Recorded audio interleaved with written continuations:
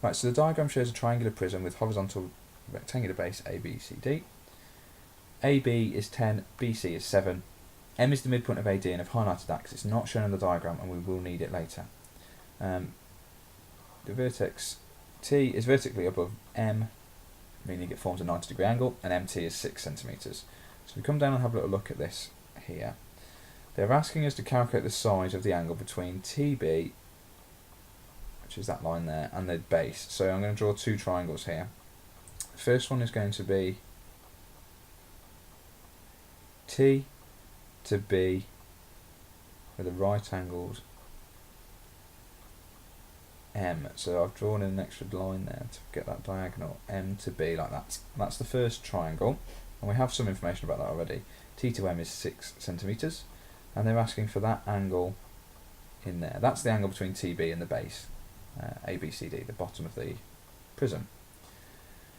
It also requires us to know either TB or MB, and we don't know that yet, but if we're looking on the diagram, if we draw a dotted line here to MA and then up to B, we can form a second triangle.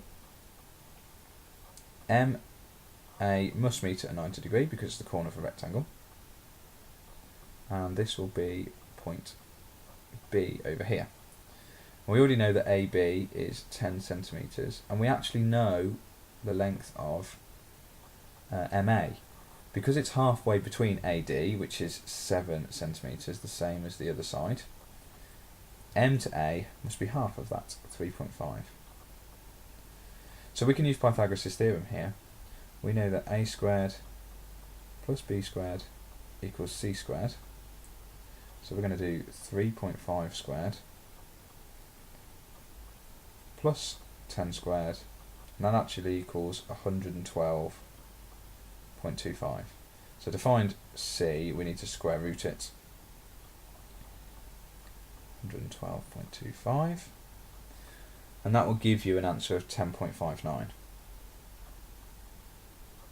So we can add that to the diagram.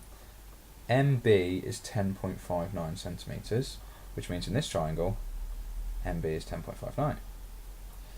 So you're getting 1 mark here as a method mark, and you're getting a second method mark for getting MB correct as 10.59.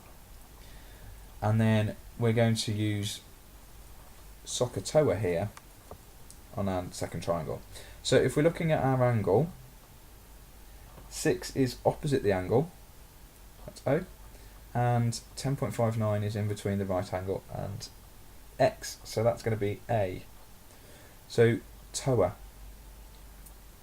from our triangle tells us that tan X is going to be equal to O divided by A, which is 6 divided by 10.59. So we would then need to do tan to the minus 1 of 6 over 10.59, and that will give us the angle, which is 29.5 degrees. And it wants it to 1 decimal place, so you can just write that in here as 29.5 degrees. And that is that angle in between TB and the base of the rectangle.